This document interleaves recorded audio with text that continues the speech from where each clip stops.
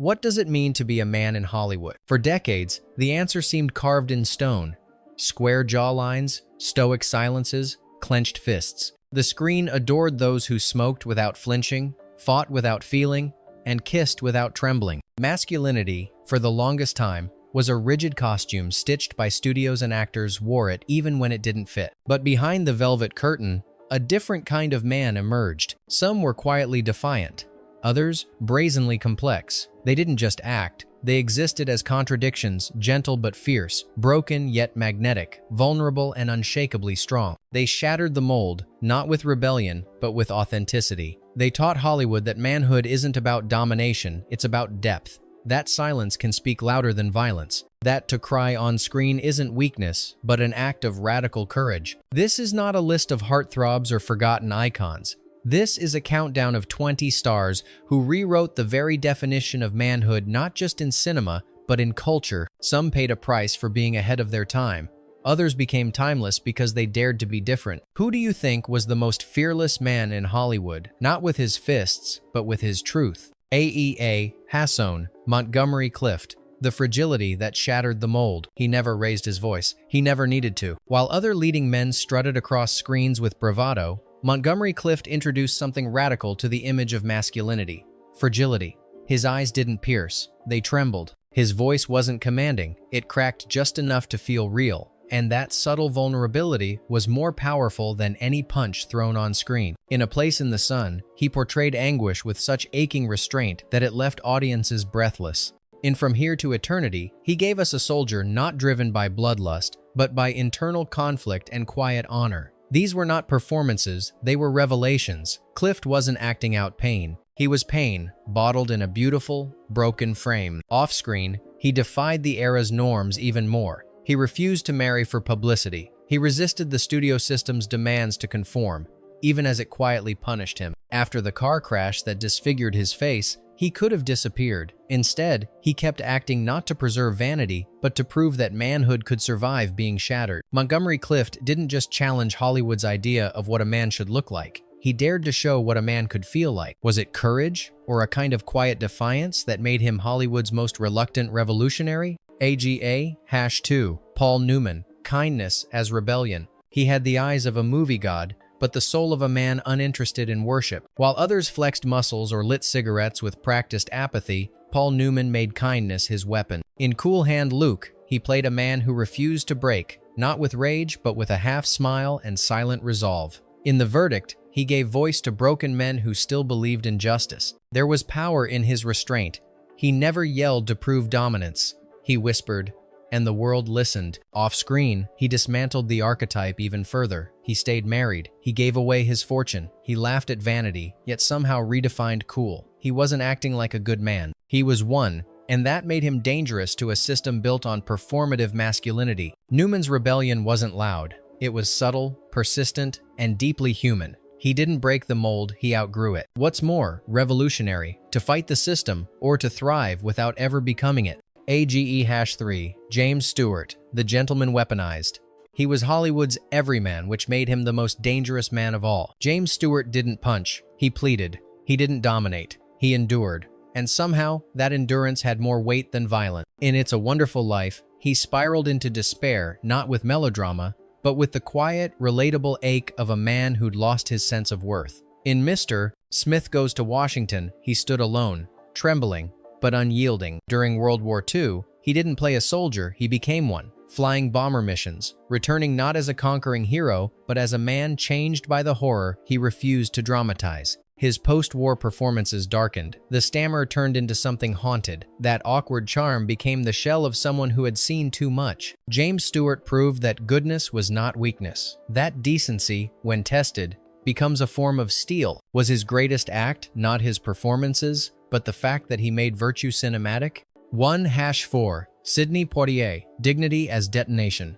He didn't scream, he didn't punch back, and yet every time Sidney Poitier appeared on screen, Hollywood shook. At a time when black men were allowed only to serve or entertain, Poitier stood tall, silent, and intellectually formidable. In Guess Who's Coming to Dinner, he held his own against white liberal guilt with clarity, not anger. In the Heat of the Night, when slapped, he slapped back on camera, shattering more than just fictional tension. He shattered history, but it was how he held space that changed everything. His presence wasn't just representation, it was confrontation. Without raising his voice, he forced audiences to listen. Without demanding change, he embodied it. In refusing to play the clown, the servant, or the sidekick, Poitier became a new blueprint, one that didn't fit the system's mold and didn't ask permission to exist. Is true masculinity about dominance or about refusing to be diminished?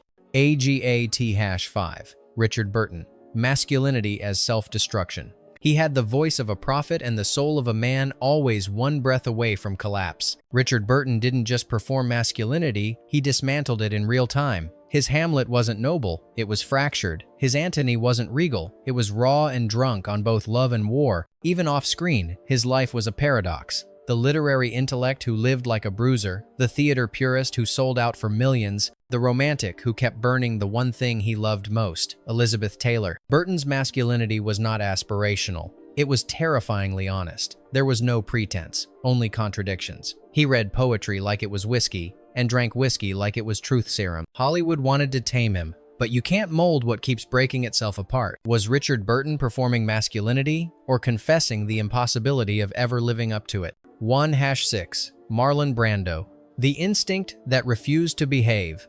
He didn't just walk into scenes, he erupted into them. Marlon Brando made male vulnerability dangerous. In A Streetcar Named Desire, he turned brute force into erotic tension. In On the Waterfront, he held a pigeon like a child, then broke your heart with a sentence. I could have been a contender. He was primal, erratic, magnetic, masculine, in ways that felt feral and unscripted. What made Brando revolutionary wasn't his rage, it was his chaos. He was unpredictable. He mumbled. He moved like he didn't know what his body would do next. He felt. And he made the audience feel unsafe, not because he was violent, but because he was real. He burned through fame, respectability, and even his own legend.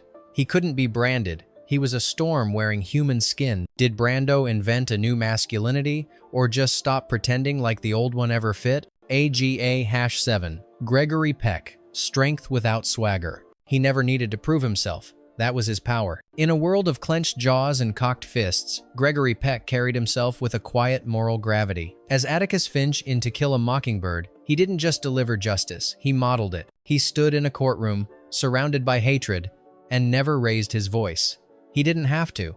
The weight of his integrity did all the speaking. Peck's masculinity wasn't performative, it was principled. Off-screen, he advocated for civil rights, spoke out against censorship, and rejected roles that compromised his beliefs. He knew exactly what kind of man he was, and that clarity made him dangerous to a system built on compromise. He wasn't flashy, he was formidable. Can moral courage be louder than all the guns and glory combined? AGAATHE. Steve McQueen. Silence as a language of power. He didn't say much. He didn't have to. Steve McQueen understood that silence could be louder than monologues. In Bullet, he barely spoke, but every glance, every motion behind the wheel was a statement of control. In The Great Escape, he didn't play the hero. He played the man who waits, who calculates, who acts only when it matters. His masculinity wasn't noisy, it was compressed tension. Off-screen, he was a loner, a racer, a man who mistrusted fame. He wasn't interested in being adored. He wanted freedom from studios, from expectations, from definitions. His rebellion was minimalist, stripped down to essence. He didn't need swagger, he had stillness. And that, somehow, was even more dangerous. Isn't it strange how the quietest men leave the loudest echoes?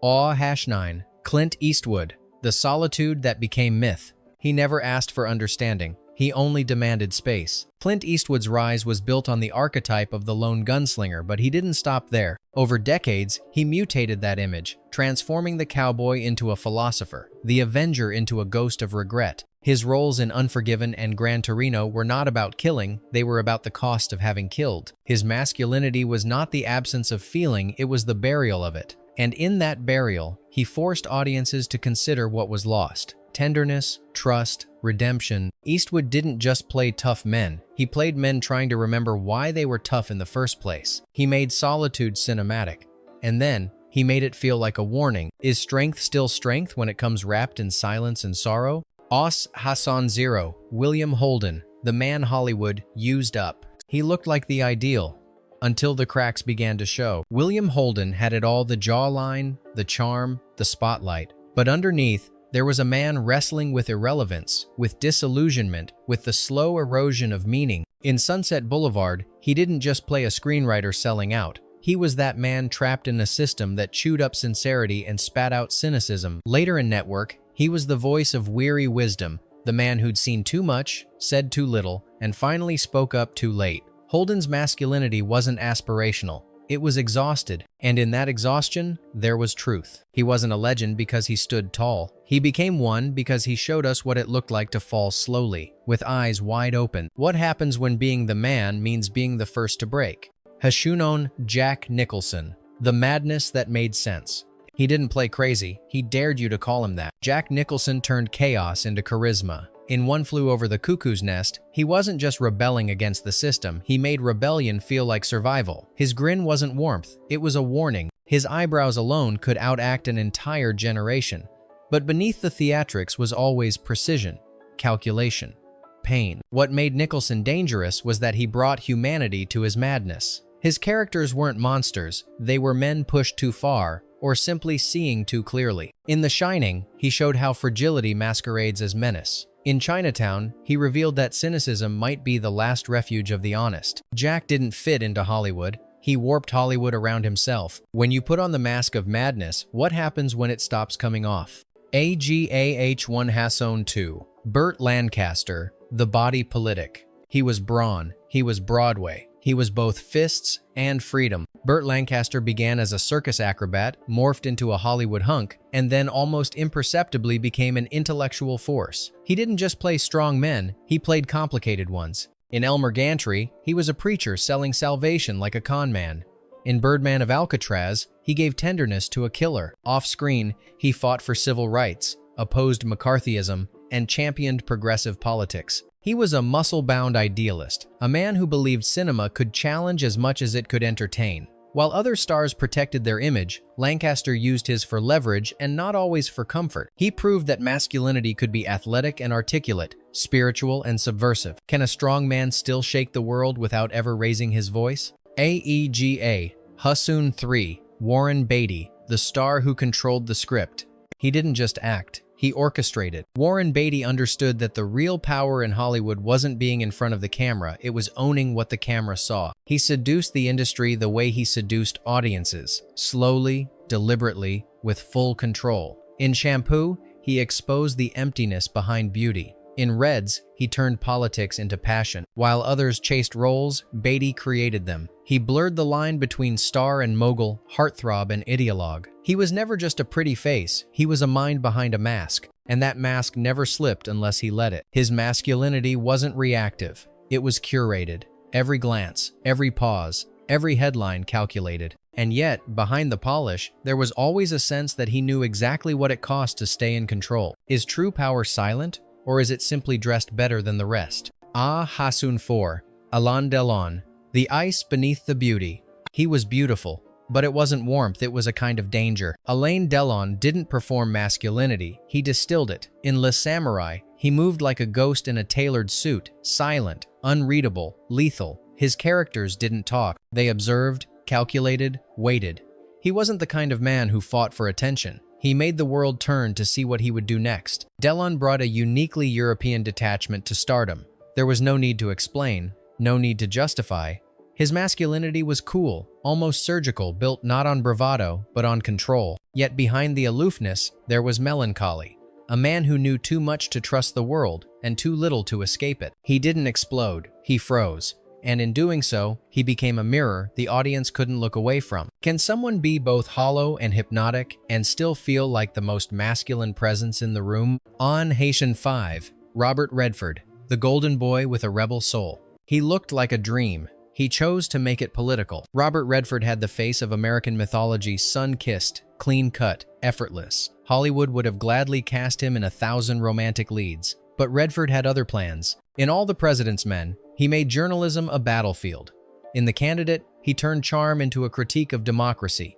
He took the tools of Hollywood and aimed them back at the system. Off-screen, he founded Sundance, gave voice to the independent, and disappeared when fame became noise. He never shouted, but he never stopped speaking either. His masculinity wasn't forged in confrontation, but in conviction. He was living proof that you could be graceful and grounded, that you could question everything and still look like the answer. He didn't just represent the American ideal, he revised it. What's more radical? To burn the system down or to shine so brightly it exposes every flaw? X. Peter O'Toole, the prince who refused the throne. He moved like royalty. He lived like a vagabond, and Hollywood had no idea what to do with him. Peter O'Toole didn't act, he possessed. In Lawrence of Arabia, he made grandeur feel intimate and ambition feel cursed. His eyes burned with a mix of wonder and doom. His diction was perfect, but his soul seemed constantly unraveling. He was trained, eloquent, magnetic, yet off-screen,